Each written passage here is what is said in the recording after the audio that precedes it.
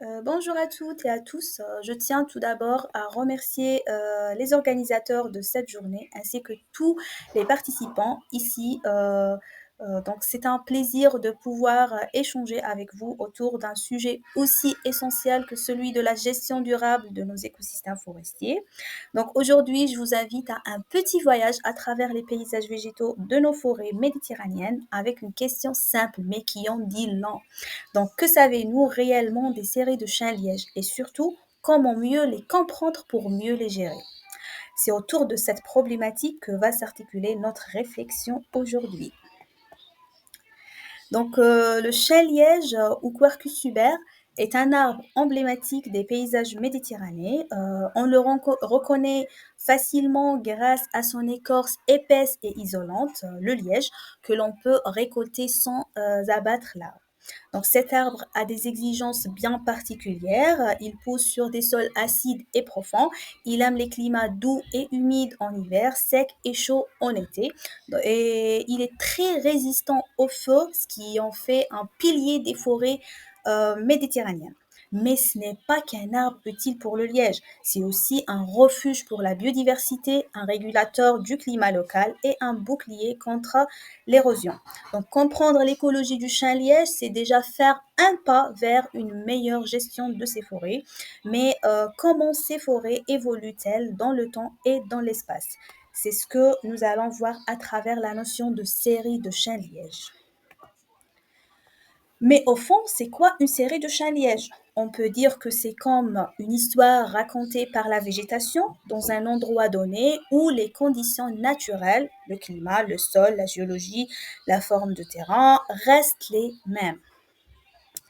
Donc, une série de chênes-lièges, c'est donc tout simplement l'ensemble des groupements végétaux issus de la dégradation d'une forêt mature et stable de chênes-lièges, qui se développent dans un même environnement, c'est-à-dire sous des conditions écologiques, climatiques, pédologiques, géologiques et géomorphologiques similaires. Donc, quand cette forêt est altérée par des perturbations comme les incendies, le surpâturage ou les coupes excessives, la végétation suit une évolution régressive.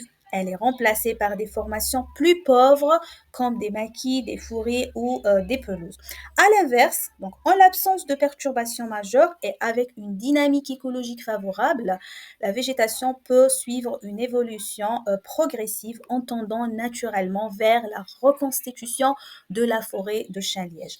Mais attention, cette évolution peut parfois ne pas aboutir naturellement au chêne-liège, donc la série peut alors se bloquer ou évoluer vers d'autres formations dites secondaires. Donc lorsque les conditions nécessaires à l'installation naturelle du chêne-liège ne sont plus réunies. Donc c'est là que réside le principe problème de sa régénération naturelle, d'où l'importance de bien comprendre les séries de chêne-liège, car c'est justement cette lecture dynamique du milieu qui permet d'identifier les stades où une intervention humaine est nécessaire pour favoriser la régénération de cette essence. Donc, comment se manifeste une série de chênes-lièges sur le terrain? Donc, on va donner un exemple d'une série à Ctesius villosus et Quercus suber qui se développe dans des zones à climat méditerranéen doux, notamment dans les étages méditerranéens supérieurs et mésoméditerranéens inférieurs sur des sols siliceux. Donc, elle représente une série à dynamique régressive, souvent liée au pâturage intensif, qui favorise l'apparition de pelouses nitrophiles dominées par l'asphodèle rameux. Donc, lorsque les pressions s'intensifient, notamment à cause des incendies répétés, la dégradation se poursuit et donne naissance à des matorrales qui sont des formations arbustives composées d'espèces comme Cistus ladanifère, Cistus montpelliensis, Arbutus unido ou l'arbousier, Erica arborea, la bruyère.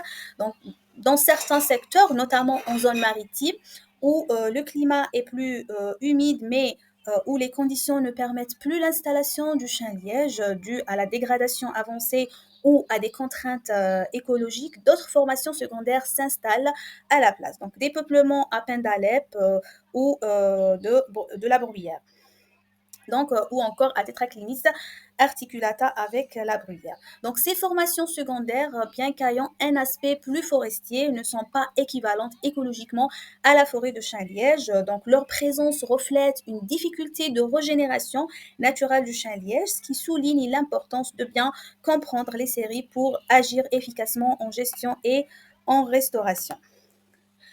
Donc le chêne-liège, comme on a dit, est une espèce climatique, c'est-à-dire qu'il représente le stade final et stable de la végétation dans des conditions écologiques optimales. Donc en l'absence de perturbations, cette forêt se maintient naturellement, mais sous l'effet de pressions anthropiques ou naturelles telles que le pâturage intensif, la coupe abusive de bois, les incendies répétés et la surexploitation du liège, donc le milieu se dégrade progressivement, le sol s'appauvrit, l'érosion s'accentue, le microclimat se modifie, donc ces conditions deviennent défavorables à la survie du chêne-liège et empêchent sa régénération naturelle.